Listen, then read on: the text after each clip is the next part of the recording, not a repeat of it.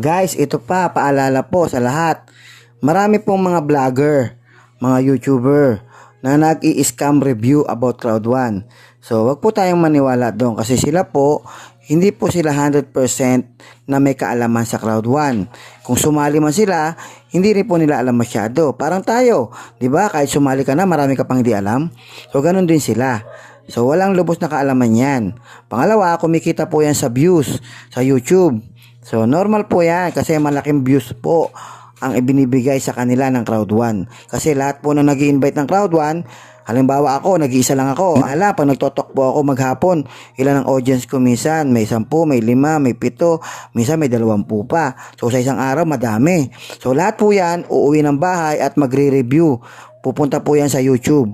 Ang unang panonoorin yan, imbis na panoorin ang tungkol sa Cloud1, kung gaano kaganda, kung gaano ka-legit, una nilang panonoorin yung Cloud1 scam review.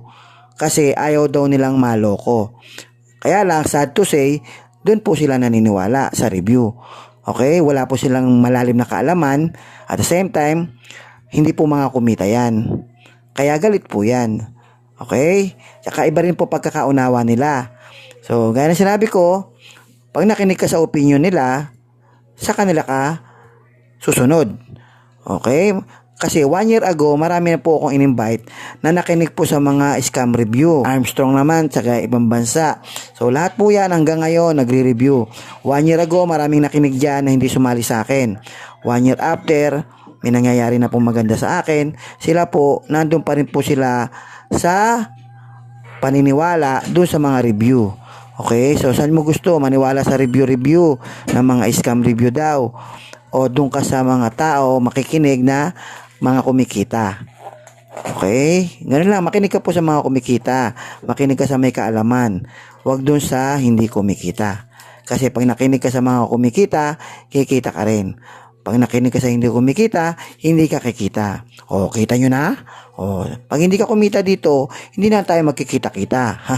O, yung mga yan, hindi kumita yan eh. Kaya hindi na namin nakikita yan. Okay? So, ganun lang guys. Makinig kayo sa mga facts. Huwag po dun sa opinion. Okay? Thank you very much. Thank you. God bless. Hello guys, magandang araw sa lahat po nagtatanong about sa company kung scam. Ito po, lahat ng mga nakikita nyo po sa social media, all accusation lang po yan. So ngayon, common sense lang po, nag-ooperate tayo 170 countries. Ibig sabihin, mga few countries ang tama, ang 170 countries ay mali. Pangalawa po, nakarehistro po ang Cloud1 sa European Union Law. Meron po tayong tax number, tsaka VAT number sa European Union Law. Okay, pakita lang natin ng konti, andali lang. Okay, top isa pa, bago yon, ito na, daanan ko na rin lang. Okay, number 1 tayo sa Alexa Rank, kung nakikita nyo, top 100 companies by Alexa Rank. Worldwide po ito, number 1 po ang Cloud1. So, hindi po malalagay ang Cloud1 sa Alexa Rank kung tayo po ay hindi illegal na kumpanya. Okay, sunod, if Cloud1 is scam, bakit na-approve ni Google Play? Okay, meron po tayong apps sa Google. Ibig sabihin, dumaan tayo sa legalities kasi ang requirements ni Google, it took 4.5 months before Cloud1 was released in Google. So, ibig sabihin, almost 5 months bago tayo nabigyan ng apps application. 9 months of intensive background checking and legalities before Cloud1 has released in App Store. Okay? So, ngayon, isa pa. Ito, daanan ko na rin po. RAC International Corporate Center. Certificate of Incorporation. Ano ba itong RAC na to? Dito po nire-rehistro ang international license. Pagka nakaregister ka po dyan, ay pwede kang i-market international. So, mahigpit din po ang legality po dyan. So, hindi po basta-basta makaka-approve. Ma-approve kung ikaw ay may problema sa legalities. Okay? Okay, ngayon, ito po yung headquarters natin sa Impact Cloud Technologies Head Office is situated in Madrid, Spain. Impact Cloud Technology, founded in Madrid, Spain. Tax number B88429436. VAT number ESB 88429436. Okay? So, ibig sabihin, legit po tayo. Okay? So, ang tawag po sa atin ay marketing affiliate. Hindi pwedeng pakialaman ng Pilipinas on SEC ang jurisdiction ng UAE at saka ng Spain. Ang pwede niyang pakialaman yung sa Pilipinas na yung lots of our leaders, president level, they have already invitation from our management to visit the office. Ayan. Okay? Actually, So si guys, our president. isasend ko yung complete video nito. Panoorin nyo na lang po. So, ang Cloud One po is magto 2 years na po ngayon sa buong mundo at magto 2 years na po sa Pilipinas sa May.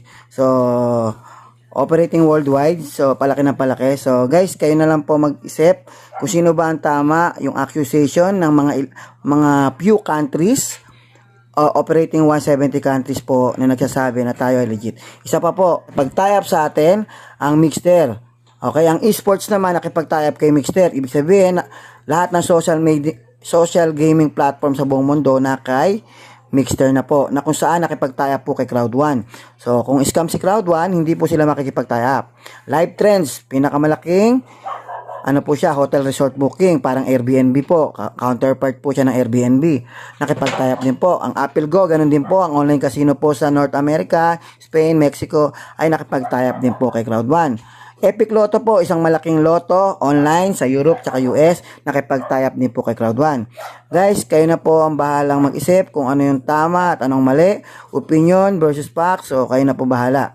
So sa lahat po ng yan ay accusation lamang. Sa mga hindi pa rin po maliwanagan, okay lang po, kami po muna ay tutuloy, kayo po ay dyan lang po muna. O, igagalang po namin ang inyong decision.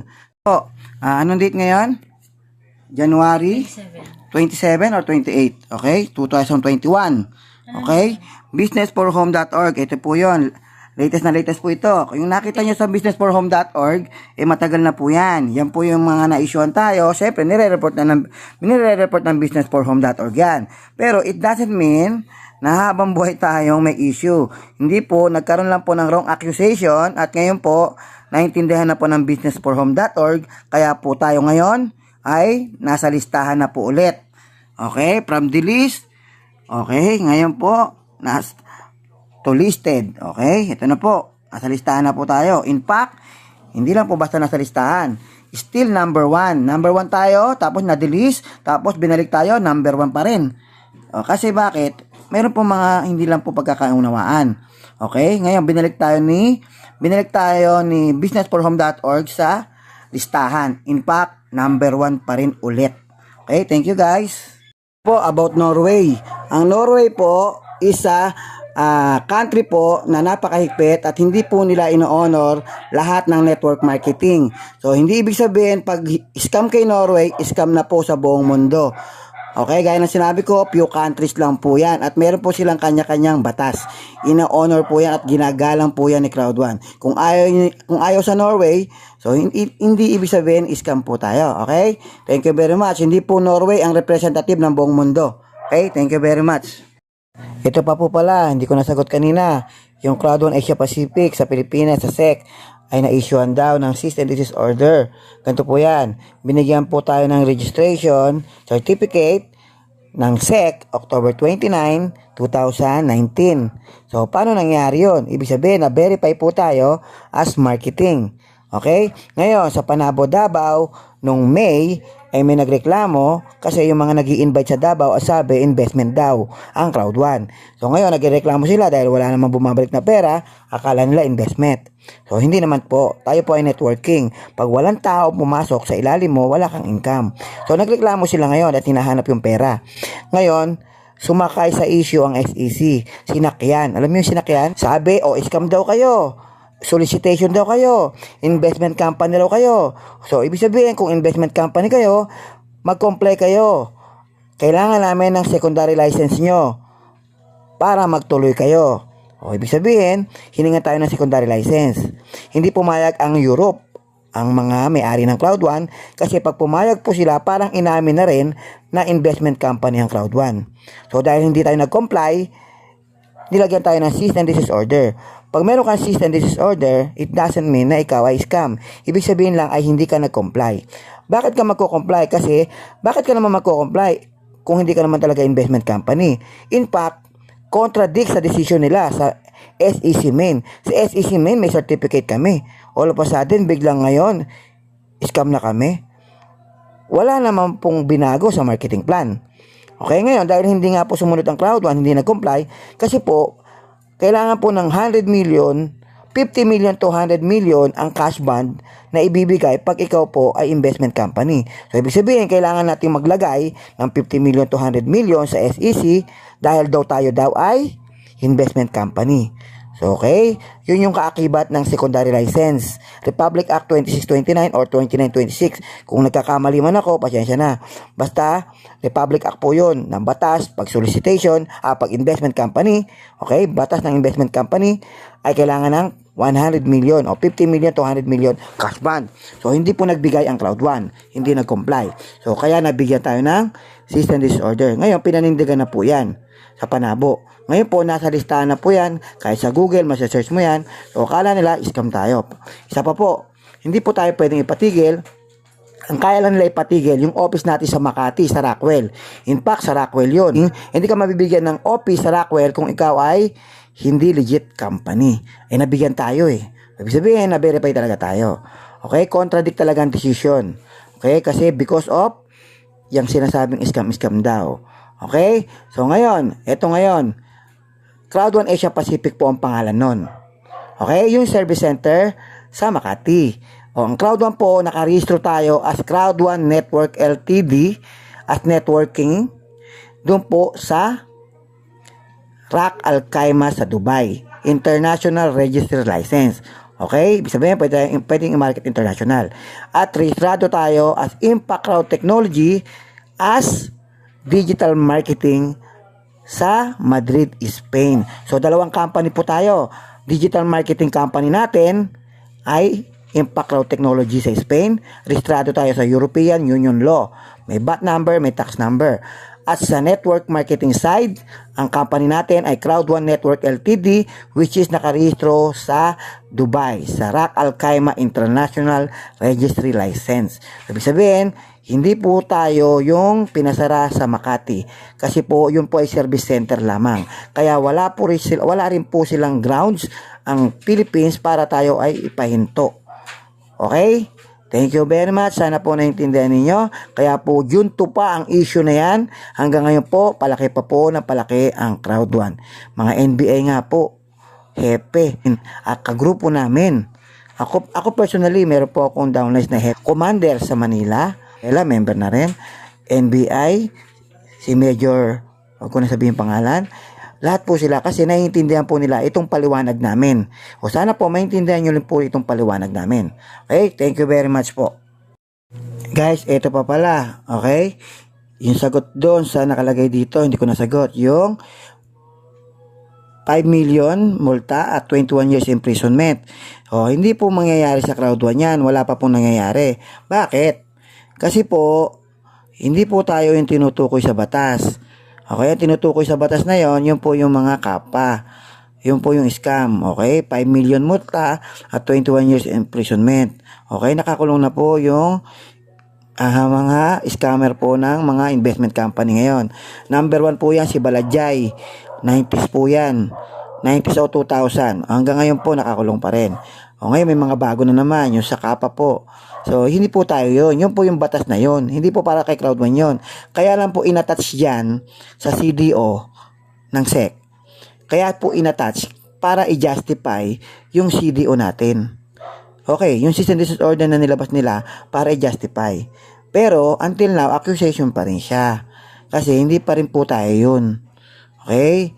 Dahil meron tayong permit, license sa SEC. Contradict nga yung decision eh. Hindi naman nagbago marketing plan natin. Pangalawa, meron tayo, kaya namang sinabi ko sa video na yan, ang dami natin license. Okay? June 2 pa po ang issue, pero hanggang ngayon, ito pa rin ang Cloud One, ni isa wala pong hinuhuli. Kasi pangalawa po, ang batas na yan, nakalagay is Cloud One Asia Pacific. Okay? Sarado na po yun. Pinasara nila. Ang Cloud One po ay sa batas, Cloud One Network Ltd. Okay? Sa batas, Cloud One Asia Pacific po yun. Doon po sila, yun po yung tinutukoy ng batas na sinulat. Okay? Hindi po Cloud One Network Ltd. Okay? Ganun pa man, kahit tayo yun, hindi pa rin po tayo yun. Ang gulo, di ba? Kahit tayo man yung tinutukoy, hindi pa rin po tayo. Kasi, hindi po tayo yung tinutukoy na investment scam. Accusation pa rin siya. Okay? So, okay. Ulitin ko, kung legality ang pag-uusapan, baka natatakot ka. Hindi ho tayo kasali ho dun sa hahatulan kasi una-una, hindi po tayo investment scam. Hindi tayo nagsusulisit. Pangalawa, Crowd1 Asia Pacific po yun. Crowd1 Network Ltd po at Impact Crowd Technology tayo. Okay, ganun pa man, ang talino talaga ng may-ari ng Crowd1. Alam niya in advance kung ano mangyayari sa mga corrupt country. Pati sa Namibia po, sa Africa, ganyan din po nangyari. Okay? Malaking kumpanya po ang Crowd1. Marami na po siyang malalaking kumpanya na tinayo. So, alam niya po, 100 step ahead po sa atin mag-isip ang CEO natin. So, matalino po yan, matalino po. So, tayo po ay malaking kumpanya worldwide. Marami pa pong digital platform na parating. Sumabay na po kayo, pioneering stage po tayo. Thank you po. Okay guys, isa pa po. Okay, bakit nag-ooperate pa rin ang Crowd1? Kasi po tayo ay system-based company. Nag-ooperate tayo sa system, online. So, hindi po tayo office-based company. So, every country na may Crowd1, 170 countries, hindi po kailangan ng office every country. Okay, yung mga offices natin, yan po ay para sa mga IT, mga some papers, legalities, yun lang po yun. Pero hindi natin kailangan ng office every country kasi nag-ooperate tayo sa system lang. Marami pong mga online business na nag-ooperate sa Pilipinas pero wala pong office sa Pilipinas kasi system lamang po. At pangalawa, may license po international. Isa po si Crowd1 sa mga ganon. Okay, kaya hindi po tayo pwedeng ipatigil o ipa-shutdown. Kasi po tayo po system-based company, register tayo sa international license, may VAT at may tax number tayo sa Europe. Kung mahigpit po ang ilang bansa, mas mahigpit po sa Europe. Opo, totoo po yun, napakahigpit. Tayo po ay from Europe, European company. So, ibig sabihin, 100% compliance. Okay, thank you very much po. Maraming salamat. Sana po, kung may kulang pa po, sabihin nyo pa po, dadagdagan po natin. Baka may tanong pa po kayo. Okay, thank you. Salamat po. Welcome po. Welcome sa Crowd1. Dito na po tayo magpayaman. Hi everyone. Hi all Crowd1 members, future members, people interested in Crowd1, politicians, media people and legislators who desperately need to understand what we are about and what we are doing. What Crowd1 has created over the last 12 months is nothing but fantastic, proving a number of important cases. One, the ability of a digital product that once you've hit the tipping point of critical mass of the cost of production, you have endless opportunities in working how you work with commissions, discounts, keeping a high price of giving the product away. We will be able to prove that we can build a large library of products in the same manner. Tim, whose main purpose is to create this library of products that suits their interests, their education, their abilities, the networks where they live, and we will have a library supporting every one of our members to find what they need. And it's going to be more than just important for you as individuals. It will be important for the communities where you work, for the companies you work at, if you have a full-time job somewhere else, or even for the countries where you live. And this is for the politicians. Most countries in the world today are neglected in the software distribution, which is why we are completely revolutionizing and disrupting the software distribution industry. Because normally a successful software is launched in a very few regions in the world and only where they have access to vast amounts of venture capital.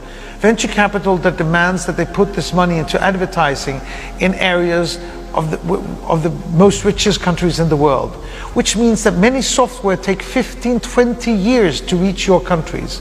And if new software is what drives productivity, efficiency, and creates profits and revenues for organizations and individuals, this is of immense importance. If we can take away the digital divide that might be 15, 20 years, if we can do that through finding unemployed people or people who make an extra income on the side of their jobs, or people who now build franchisee companies and sales and pay out money locally as sales commissions instead of sending them as advertising money to Silicon Valley, with the one place that does not need more money, then we're doing something fantastic for your country. And you will be happy as the people making money will be able to pay taxes in your country. People who might not have had a job before, or regardless are making much more money today than what they did before. We are taking these products, creating the library, making them accessible for our members, and that's going to change everything. We've already launched a fantastic travel product. And for some of the people in our members who will just consume our products, they will save amazing amounts of money through what we will offer them through our cooperation with Live Trends, the traveling company. Or other companies will be able to build big companies and selling products from here, making good commissions. But we're also supplying a very interesting security app in South Africa. We have a physical lifestyle app in Nigeria.